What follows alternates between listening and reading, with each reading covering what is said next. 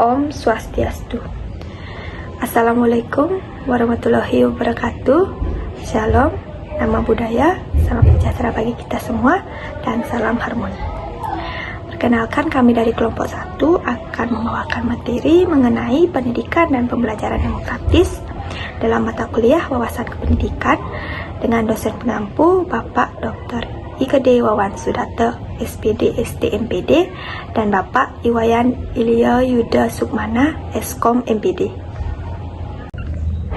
Sebelum itu, perkenalkan anggota dari kelompok 1, yaitu saya sendiri atas nama Niputu Kesya Ardianti dengan NIM 2211021012, dan rekan saya Kade Agus Hanson Gunarbawan dengan NIM 2211021019. Adapun peta konsep dari materi yang akan kami bawakan, yaitu yang pertama, indikator tolak ukur pendidikan demokratis. Yang kedua, strategi untuk menerapkan pendidikan demokratis. Dan yang ketiga, peran guru dan siswa dalam pembelajaran demokratis. Materi yang pertama akan dibawakan oleh saya sendiri, yaitu tentang indikator tolak ukur pendidikan demokratis. Pendidikan demokratis adalah pembelajaran yang dibangun untuk mewujudkan lingkungan yang kritis dan aman, menghidupkan dialog dan keikutsertaan seluruh pihak.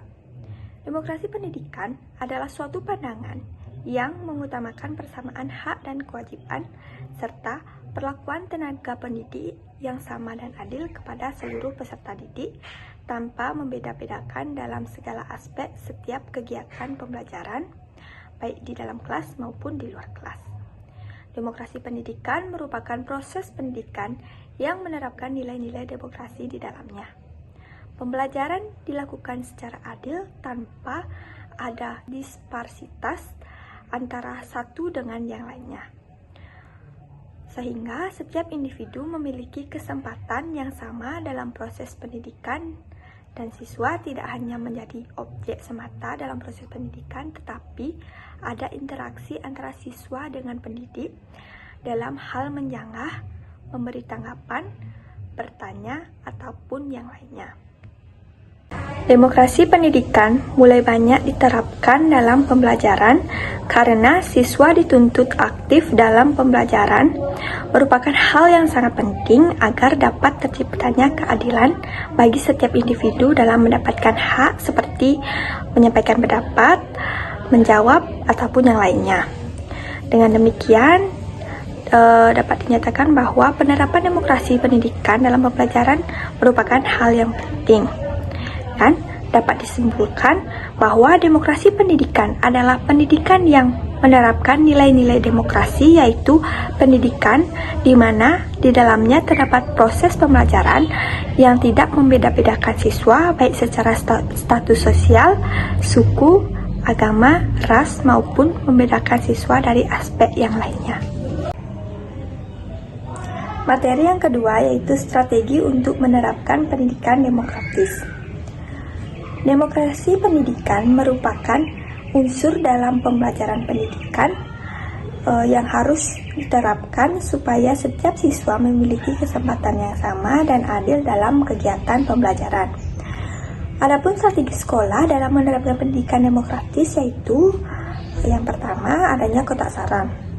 Nah, dengan adanya kotak saran ini nantinya dapat berguna untuk menampung semua aspirasi atau saran, bahkan keluhan dari seluruh warga sekolah. Kotak saran menjadi tempat untuk keterbukaan dalam menyampaikan saran atau keluhan, sehingga pihak sekolah dapat lebih mudah mengetahui apa yang diinginkan oleh warga sekolahnya. Dengan adanya keterbukaan ini, maka akan dapat melatih keberanian, kejujuran, serta tanggung jawab kepada siswa. Yang kedua yaitu dilaksanakannya kegiatan pemilihan ketua atau wakil ketua OSIS. Kebebasan berpartisipasi pada dasarnya adalah gabungan dari kebebasan berpendapat dan kebebasan berkelompok. Melalui kegiatan pemilu seperti ini, diharapkan siswa dapat belajar berdemokrasi dengan baik. Siswa mempunyai hak dan kewajiban untuk memilih ketua atau wakil ketua OSIS dengan suara hati mereka masing-masing. Karena Pilihannya itu akan menentukan bagaimana kinerja pengurus OSIS ke depannya. Yang ketiga yaitu melalui kepuasan pelanggan yang diberikan kepada siswa dan wali murid. Siswa mempunyai kesempatan untuk menyampaikan saran atau kritikan kepada kepala sekolah, serta langsung tanpa harus menunggu akhir semester tiba. Mereka dapat menyampaikan pada guru BK atau langsung datang ke ruang BK apabila mempunyai masalah atau keluhan.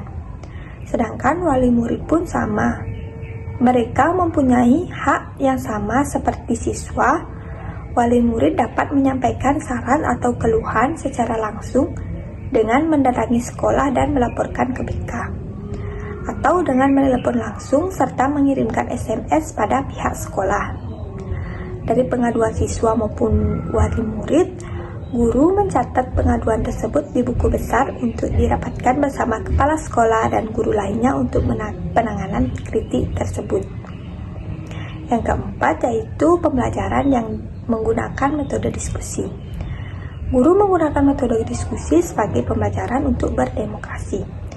Pelaksanaan pembelajaran mengatakan bahwa tercapainya misi pendidikan sangat amat bergantung pada kemampuan guru untuk menanamkan demokrasi pada siswa.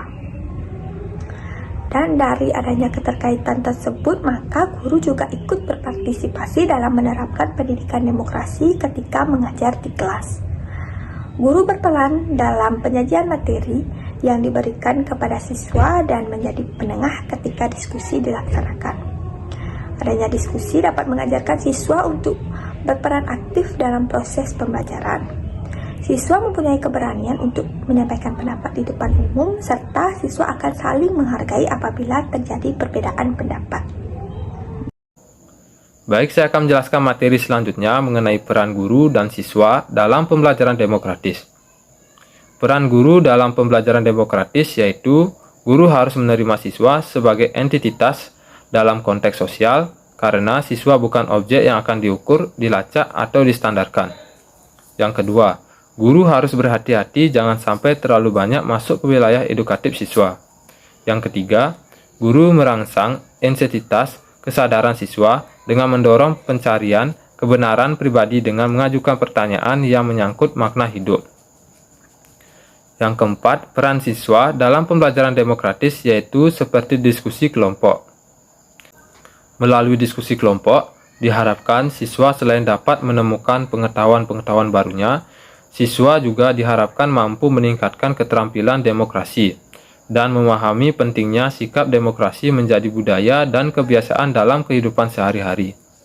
Dalam berdiskusi kelompok, nilai demokrasi yang dapat diterapkan diantaranya adalah sikap saling menghargai pendapat, tidak mau menang sendiri, menghargai hasil karya orang lain, kebebasan berpendapat, bekerja sama, kreatif, dan percaya diri.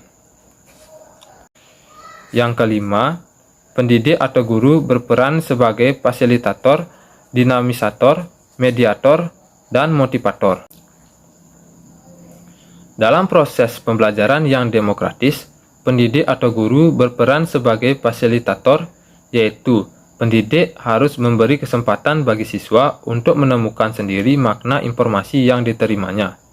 Selain itu, pendidik juga berperan sebagai dinamisator, di mana pendidik harus berusaha menciptakan iklim pembelajaran yang terdapat dialog dan berorientasi pada proses. Pendidik juga berperan sebagai mediator yang memberi rambu-rambu atau arahan bagi peserta didik dan juga berperan sebagai motivator yang memberi dorongan agar siswa selalu bersemangat dalam mencari ilmu. Berikut merupakan kesimpulan dari materi yang kami jelaskan. Yang pertama, pendidikan demokratis adalah pembelajaran yang dibangun untuk mewujudkan lingkungan yang kritis dan aman, menghidupkan dialog dan keikutsertaan seluruh pihak. Yang kedua, mengenai strategi guru dalam penerapan pendidikan demokratis. Di sekolah, seperti adanya kotak saran, dilaksanakannya kegiatan pemilihan ketua atau wakil ketua OSIS, kebebasan berpartisipasi, pembelajaran yang menggunakan metode diskusi. Yang ketiga, peran guru dalam pembelajaran demokratis. Guru harus menerima siswa sebagai entitas dalam konteks sosial karena siswa bukan objek yang akan diukur, dilacak, dan distandarkan.